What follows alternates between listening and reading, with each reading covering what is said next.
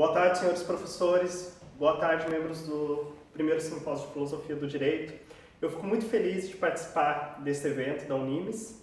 Fico muito feliz do convite do mestre Josué. E estou aqui hoje para falar um bocadinho sobre liberdade religiosa, numa perspectiva do direito natural, fazendo uma análise entre os trabalhos de Immanuel Kant e John Locke. E falando no finalzinho um bocadinho sobre John Finnis, que é um justnaturalista atual. Eu sei que meu tempo é pequeno, eu estou falando direto de Portugal. Meu nome é Felipe Francisco, eu estudo na Universidade de Lisboa, faço cá Direitos Fundamentais e já sou pós-graduado em Ética, Direito e Pensamento Político. Bom, começando então a nossa apresentação, eu divido o meu trabalho em 4 partes. A primeira parte eu faço um pequeno resumo sobre a obra de John Locke, aquela carta sobre a tolerância. Depois eu faço, no meu segundo ponto, uma análise sobre a obra de Immanuel Kant, o que é o esclarecimento, o que são as luzes. Depois eu faço uma análise exegética dos 2 textos e eu termino falando sobre liberdade religiosa numa perspectiva judaico-cristã para os dias de hoje. Então, sem mais delongas, vamos começar o nosso trabalho. Primeiramente, na obra de John Locke, ele começa falando sobre o objetivo da fé, o objetivo da igreja, né? E ele está num contexto muito próprio, onde estão tendo várias discussões sobre liberdade religiosa, peço desculpas, não liberdade religiosa, mas vários conflitos sobre religiões, né? Naquela altura. E ele se insere naquele momento para falar sobre tolerância. Foi uma obra magna, uma obra que até hoje tem muitos frutos e é uma obra que convém todos nós revisitarmos ela. Na sua obra, uma das principais coisas que ele faz é demarcar fronteiras. Ele demarca fronteiras entre o Estado e a religião, ou o Estado e a Igreja. Lembrando que John Locke está falando num contexto europeu, num contexto ocidental, num contexto onde a religião cristã, com suas várias vertentes, dominava. Então, na primeira definição de John Locke, ele traz uma definição do Estado. Para John Locke, o Estado ele trabalha unicamente com a proteção de bens civis. Eu tenho aqui algumas coisas escritas, eu vou também fazer o uso dela. Então, continuando, ele diz que o Estado ele está no plano terreno e temporal e o seu objetivo é unicamente cuidar dos bens externos, como as terras, o dinheiro e também os bens civis, a proteção. Ele está falando muito num contexto de propriedade privada. Nesse contexto surge o magistrado, a função do magistrado. Qual era a função do magistrado? O que ele deveria fazer? O magistrado ele tinha que se preocupar justamente com essa questão da proteção dos bens civis. E ele tenta fazer uma clara diferença entre a função do magistrado enquanto braço do Estado em proteger a propriedade, a vida privada, em relação a ele não se imiscuir em coisas relativas à fé. Por quê? Porque era muito comum que o magistrado acabasse por se posicionar em questões relativas à fé. Por quê? Porque o magistrado, ele obviamente também tinha uma fé, obviamente ele estava num contexto cristão e muitos deles queriam que o povo a quem ele governava junto com o monarca assumisse a fé dele. Então, John Locke fala assim que coação é diferente de fé. O que ele queria dizer em relação a isso? Ele queria dizer que o magistrado ele tem poder de coagir, no sentido de que, a partir do momento que você descumpre uma determinada lei relativa àquilo que é terreno e temporal, aquilo que é bens civis, o magistrado ele deveria intervir. Mas em questões relativas à fé, o magistrado ele tinha que se calar, ele não poderia intervir, ele não poderia fazer alguém seguir uma determinada fé, ele não poderia fazer alguém seguir uma determinada igreja, ainda que essa fosse a igreja do monarca, vamos assim dizer. Então, o cuius regio eius religio, que é a religião do monarca, é a religião do rei, John Locke ele acaba criticando, fazendo uma crítica a isso, porque ele fala o seguinte, olha, Se a religião do monarca é a religião do rei, então o próprio sentido da liberdade cristã, e mais, o próprio sentido do evangelho, ele se esvai. Por quê? Porque se a religião do monarca é a religião do rei, peço desculpa, se a religião do monarca é a religião do povo, a religião ela fica cativa a um monarca e a um tempo. Então todas aquelas pessoas que não nasceram aonde aquele monarca reina e não nasceram naquele tempo, elas não poderiam ser salvas, vamos assim dizer. Então, nesse sentido, a fé ela se perderia e o próprio evangelho seria injusto. John Locke faz essa crítica. Depois, rapidamente, passando para a questão para a parte da igreja, John Locke fala que a igreja é uma união de homens livres que formulam suas leis próprias e que eles têm uma liberdade de escolha de religião, que eles, dentro dessa escolha de religião, dentro dessa união de homens livres, eles têm uma liberdade de serem legislados por aquele legislador que eles escolheram, peço desculpas, e que no final a igreja, sendo que a sua matéria trata do transcendente, trata da fé, trata daquilo que é supra-positivo, vamos assim dizer, ele não tem que se imiscuir em bens civis. Então parece não, com certeza John Locke ele faz uma clara separação entre a igreja e o Estado. Mas Locke ele continua depois e ele fala na sua obra sobre deveres de tolerância. E nesse deveres de tolerância ele fala basicamente que a igreja ela não é obrigada a manter um membro faltoso, ou seja, alguém que vai contra os dogmas da própria religião, alguém que vai contra os dogmas daquela própria igreja, a igreja ela não é obrigada a manter aquele membro lá. Ao mesmo tempo, ela não pode prejudicar ninguém, ou seja, nenhuma fé religiosa pode prejudicar outra pessoa por ela não assumir aquela determinada crença. Então, John Locke trabalha muito essa separação entre igreja e Estado, da perspectiva da igreja também. E aqui ele termina falando de dois deveres, os deveres do sacerdote e os deveres do magistrado. Interessante que nessa perspectiva de liberdade religiosa, ou melhor, tolerância, porque Locke está a falar de tolerância, ele ainda não está a falar propriamente de liberdade. Nessa ideia de tolerância religiosa, ele fala que o sacerdote ele tem uma obrigação de ensinar o povo, de ensinar aqueles que estão sob seus cuidados a serem tolerantes com povos de outras religiões. O ensino público, no caso, né, de determinada religião. E os deveres do magistrado não se miscuir em matéria religiosa, saber separar a sua própria fé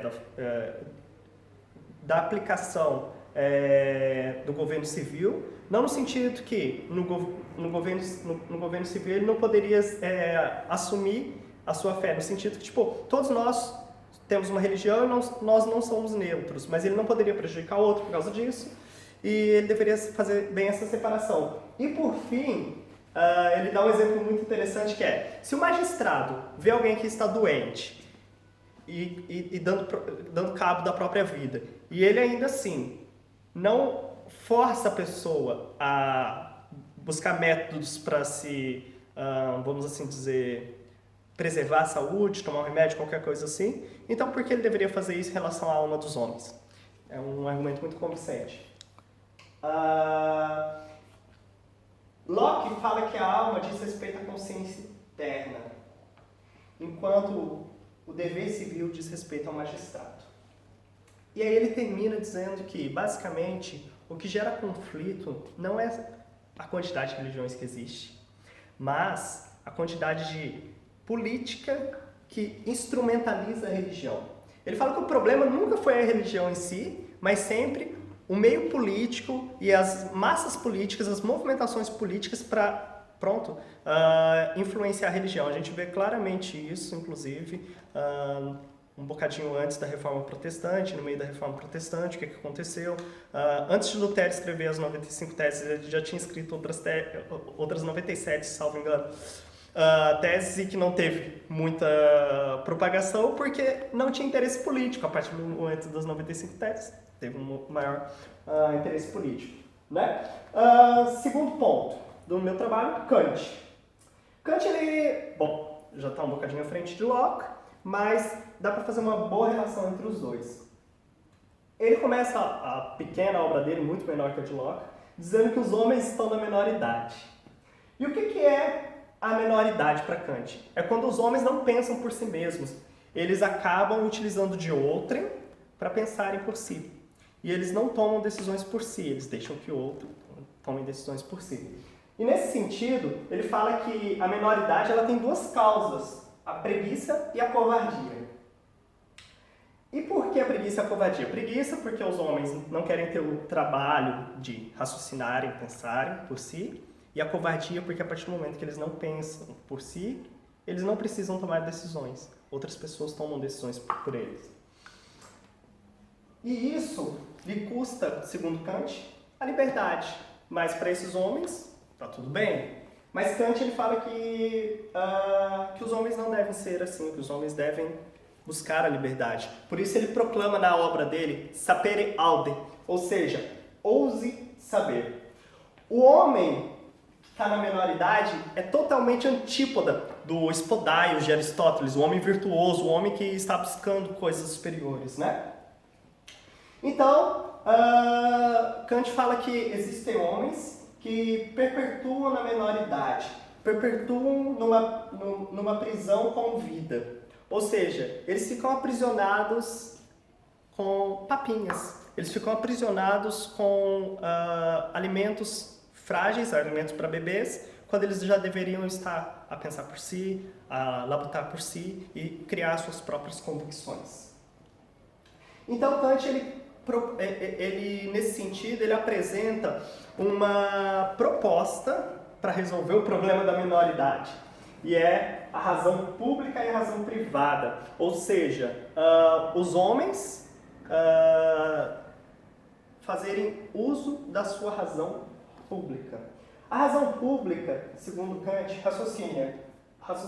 A razão privada, segundo Kant, obedece. Ele está falando num contexto de despotismo, ele está falando num contexto, inclusive, depois ele vai referir ao nome de Frederico, déspota esclarecido, mas basicamente, naquela época, ninguém poderia raciocinar, é só obedecer. E Kant fala assim, não, você tem que raciocinar, para raciocinar você tem que pensar, você tem que buscar o saber.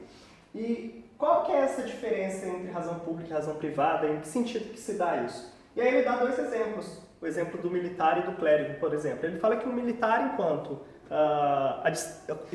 enquanto em serviço militar, ele tem que cumprir ordens. Então, quando alguém fala assim, olha, você tem que fazer isso, você é subordinado, você vai lá e obedece. Mas ele tem obrigação, inclusive moral, e aqui entramos até um pouco na ideia do imperativo categórico de Kant, né? Ele tem uma obrigação moral de, publicamente, por meio de escritos, por meio de algum grupo, qualquer coisa assim, dizer quais são os erros da sua junta militar, quais são os erros que o seu grupo profissional tem cometido e tal, e acusar isso publicamente. E aí ele fala que o clérigo também tem esse dever. Ou seja, o clérigo quando ele é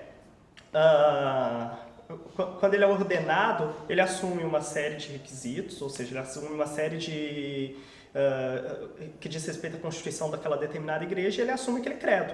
Mas Kant ele fala assim, olha, você como clérigo, você tem que fazer o uso da razão privada, ou seja, você tem que obedecer os seus dogmas, os dogmas da sua igreja e tal, mas você também tem que fazer o uso da razão pública e acusar sempre que a sua igreja, a sua constituição, ela desvia do caminho e ela toma um caminho que não diz respeito àquilo que é a liberdade dos homens.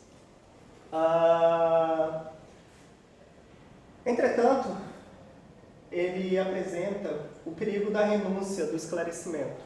Ou seja, para Kant, ele propõe lá uma ideia em que os clérigos poderiam se reunir e fazer uma constituição que mantivesse os homens eternamente no estado da menoridade, ou seja, que não deixasse os homens pensarem por si e assumir fielmente uma determinada crença sem poder simplesmente questionar. E Kant fala assim que se os homens autorizaram isso, Por um tempo até poderia ser aceitável, vamos assim dizer. Claro, ele está falando naquele tempo do despotismo esclarecido, só para trazer luz aqui. Mas que os clérigos ainda assim teriam o dever de acusar e mostrar o erro e depois trazer a mudança. E nesse sentido ele fala que nem o monarca, nem o clérigo pode estabelecer um contrato religioso fixo, uma constituição religiosa fixa. Por quê? Ele diz que quando você faz isso, você acaba vinculando as futuras gerações a não progredir, a não ser esclarecidas nesse sentido. Então ele termina a obra dizendo, nós vivemos numa época esclarecida? Ele fala assim, não, vivemos numa época que está sendo esclarecida.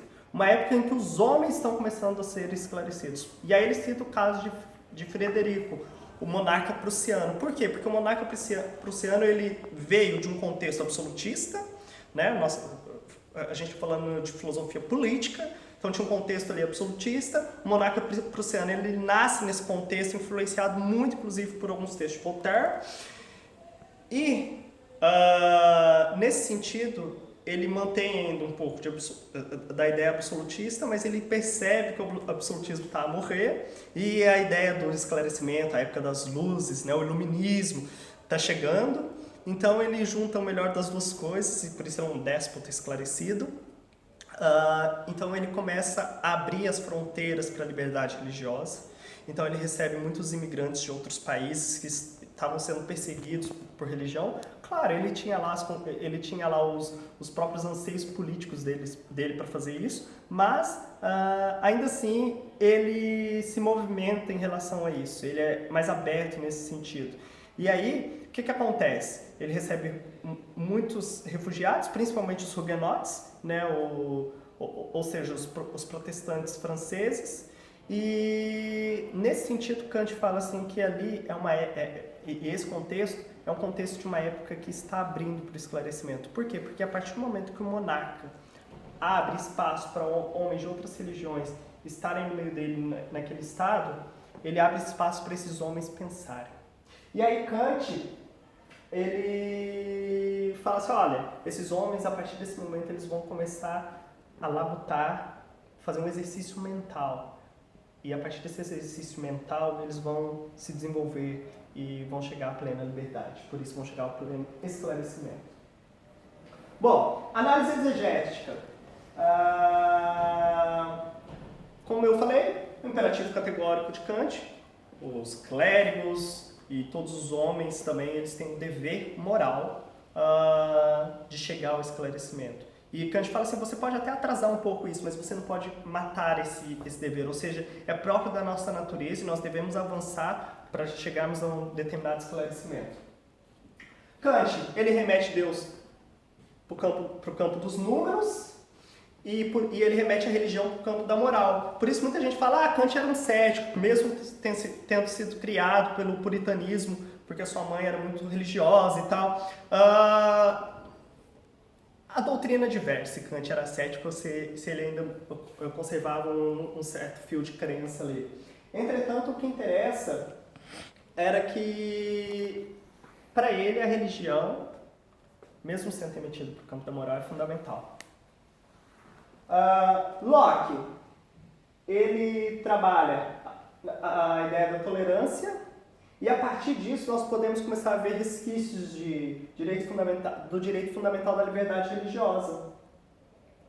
Mas, enquanto Locke ainda está naquela ideia de tolerância, Kant ele começa a abrir o espaço para uma ideia maior. Não é que ele se opõe a Locke no sentido que tudo que Locke fez não vale a pena. Na verdade, parece que ele dá maior amplitude à ideia de Locke ao trazer essa ideia de receber o outro, o que é diferente de mim, por meio da plena liberdade para você saber e pensar. Então Kant tem lá a ideia de raciocinar e mais obedecer. Muita gente pensaria, não, então isso é contrário à liberdade, mas não, porque na época de Kant acontecia obedecer e não raciocinar. Kant dá ênfase à liberdade de consciência. E isso é fundamental para os homens buscarem conhecer por si mesmos. inclusive a liberdade religiosa. Então, nesse sentido, Locke ele vê o problema político. Kant vê a solução, sapere aude. O esclarecimento, muita gente remete à França, mas na verdade ele surge na Grã-Bretanha e muito influenciado por uma carta que Voltaire escreveu em 1732 e que depois inclusive influencia o próprio monarca prussiano. Locke, então, ele abre margens para direitos privados e que depois nós, numa corrente filosófica política, nós vamos ver que isso torna-se o centro dos direitos fundamentais de primeira geração. Nós não podemos deixar de falar que, ainda assim, Locke, ele, infelizmente, tem uma visão de exclusão, ou seja, ele exclui da liberdade religiosa, ou pelo menos nem da liberdade religiosa, da tolerância, os ateus. Por quê? Porque ele fala, se alguém não acredita em Deus, como que ele pode então acreditar num sentido moral? Então, ele ainda não tinha sua mente esclarecida. Quarto e último ponto. Trazendo uma análise junta da ideia desses dois autores. Uma liberdade religiosa prática para os dias de hoje, sob uma premissa judaico-cristã. Bom, dentro dessa discussão de filosofia política, e Locke estava numa discussão muito própria, Kant nasce também de uma discussão no meio do empirismo, do racionalismo, do romantismo e do ceticismo de Hume. Então tem muitas coisas acontecendo ali, as efervescências,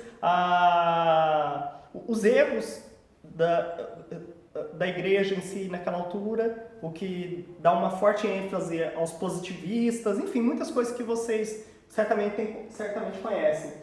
Mas a gente não pode deixar de perceber que, a matriz judaico-cristã, ela que dá a gênese aos direitos humanos. Felipe, mas você não pode falar isso porque o que dá gênese aos direitos humanos é o iluminismo francês, a Revolução Francesa e tal, porque dá ênfase aos direitos fundamentais e tal. Jelinek, grande constitucionalista alemão, ele disse que os direitos fundamentais eles não são consagrados na Revolução Francesa. Ele fala que o nome que dá vida aos direitos fundamentais não é Lafayette, o nome que dá vida aos direitos fundamentais é Roger Williams, um puritano que vai para os Estados Unidos. É muito interessante essa análise dele. Então, assim, nós podemos ver que a nossa cultura, a raiz da nossa cultura é o cristianismo. E a liberdade religiosa, ela nasce no contexto do cristianismo. A gente pode ver, primeiro, pelo Império Romano, né, todas as perseguições, depois a união com o Império Romano, todas essas coisas, e depois, no decorrer da história, a história das ideias políticas deixa isso muito claro. Dentro da matriz judaico-cristã, a gente pode ver as ideias de objeção de consciência, tolerância, dignidade humana. Depois, os pais fundadores dos Estados Unidos, eles citam Locke extensivamente. Isso é um ponto muito interessante, porque parece que Locke realmente está fundamentando aquilo que os pais fundadores vão dizer. E os pais fundadores eles falam muito sobre essa relação entre direitos fundamentais, com uma perspectiva judaico-cristã. Então, nós entramos no tema da laicidade, principalmente no Brasil hoje, quando as pessoas vão falar de laicidade, elas falam, o Estado é laico, então não pode ter nenhuma manifestação religiosa no meio público. Pera lá, não é assim. Estado laico não significa Estado arreligioso. Na verdade, há um esquema gigantesco, eu recomendo a obra do senhor professor Jorge Miranda, foi meu professor aqui, que ele faz uma comparação entre as relações entre Estado e Igreja. E há uma diferença muito grande entre a laicidade americana e a laicidade francesa. A laicidade americana é justamente essa laicidade mais aberta, vindo dessa matriz judaico-cristã, com uma ideia fundamentada inclusive em Roger Williams, onde Jelinek fala também. Ou seja, é uma liberdade inclusivista que tenta incluir todas as religiões no seu plano. A laicidade francesa, ela é uma laicidade quase que soa como uma laicização, ou seja, aquela neutralidade que acaba muitas vezes perseguindo a neutralização, perseguindo a liberdade religiosa, ou seja, uma neutralização. Uma obra muito boa, Entre Deuses e Césares, Fernando Catroga, ele faz essa comparação de uma forma espetacular. Recomendo também para vocês. Bom, da ideia do cristianismo nasce a ideia de dignidade humana, fundamentado na Imago Dei. Todos os homens são imagem e semelhança de Deus. E dali a gente pode tirar, e muitos tiraram essa ideia de dignidade humana. E dessa dignidade humana, que é a coroa dos direitos fundamentais, né, nós chegamos na liberdade religiosa. Por isso, o que o cristianismo tem a dizer sobre a liberdade religiosa? Ó, fundamentado na dignidade humana, que a coroa dos direitos fundamentais, o cristianismo, ele é uma religião que promove a liberdade religiosa. Ou pelo menos deveria promover. Eu sei que, infelizmente, há alguns grupos minoritários que acabam excluindo religiões numa perspectiva cristã. Mas aí eu quero dizer algo para vocês. Por exemplo, Habermas, que é que se considera um cético, ele fala que a religião, ou melhor, toda a ideia de direitos fundamentais, direitos humanos, nasce na matriz judaico-cristã. Habermas fala isso. E ele fala que a religião é importante, principalmente nesse meio da nossa sociedade, onde todas as coisas estão mudando muito rápido, onde as pessoas não tratam mais a vida como um bem supremo. Enfim, ele fala que a religião tem um papel muito fundamental. E nós temos que perceber, quando nós falamos do cristianismo como uma ferramenta para a liberdade religiosa, que existe uma clara diferença entre teoria política filosófica de teologia cristã. A teologia cristã, como uma teologia de uma outra determinada religião, vai dizer, olha, o homem que crê em Cristo será salvo. Né? A teologia cristã vai dizer isso. Entretanto, numa ideia de teoria política filosófica, o cristianismo não vai obrigar os homens a assumirem a fé de forma forçada. Porque a fé não é forçada. Inclusive, tá mesmo em Efésios, que a fé é dom de Deus. É Deus que coloca isso no coração dos homens. Por isso, nós podemos evitar muitos totalitarismos nos dias de hoje. Nós vivemos um mundo plural. Num mundo onde existe diversidade cultural, diversidade religiosa, e como que nós vamos equilibrar essas coisas com a fé cristã? Eu acho que o cristianismo tem muito a dizer para todos nós, principalmente em matéria de direitos humanos. Se você pegar, e agora eu termino a minha palestra falando sobre isso, você ter acesso à obra de John Finnis, por exemplo, que ele fala de direitos naturais, ele faz uma correlação muito grande entre 7 grandes áreas dos direitos naturais, direitos transcendentes, direitos que não estão especificamente legislados, mas que podem estar legislados e que geralmente estão legislados. E ele mostra como que esses direitos, de uma inspiração, que pode ter uma inspiração cristã, eles se adequam totalmente a direitos humanos. E isso foge de períodos totalitários. Lembrando que, há uns anos atrás, o Tribunal Europeu de Direitos Humanos chega um caso onde a mãe de um miúdo fala para ele, olha, a mãe de um miúdo reclama ao tribunal que na escola dele estavam comemorando Natal, com símbolos de Natal, e crucifixos, obviamente, essas coisas, e que ela queria que a religião dela fosse também promulgada naquele lugar, ou que não tivesse nada, porque o Estado é laico. Então, o tribunal chega à seguinte conclusão, olha, a matriz cristã, ela faz parte da nossa sociedade, ela faz parte da nossa cultura, ela é uma das coisas que fundou a nossa cultura. Então, isso não é um mecanismo apenas religioso, mas é também um mecanismo cultural. Não tem como você evitar isso nesse sentido. Mas, ao mesmo tempo, nós damos espaço e liberdade para você manifestar a sua fé publicamente. E é isso que nós precisamos aprender, é isso que nós precisamos entender. O cristianismo, ele tem uma correlação muito grande com direitos humanos. Basta você pegar todo o decálogo e depois fazer uma comparação entre direitos humanos, você vai ver eles lá. Mas, ao mesmo tempo, você vai ver que existe uma liberdade, uma separação entre igreja e Estado, algo que não se confunde, pelo menos em matéria religiosa, excluindo, claro, esses movimentos totalitaristas, e você consegue perceber que existe uma esfera e um campo para trabalhar o debate, para trabalhar a discussão, mesmo com aqueles que pensam de maneiras tão antípodas ao cristianismo. E eu acho que é isso que eu gostava de falar aos meus ouvintes nessa tarde. Eu sei que o tempo é curto, eu falei demais e eu tive que falar muito rápido porque é muita informação para pouco tempo, mas eu espero que a mensagem tenha sido passada. Eu agradeço a todos os professores, agradeço a todos vocês por terem me ouvido, espero que em breve meu artigo possa ser lido por todos vocês. Um grande abraço e até já!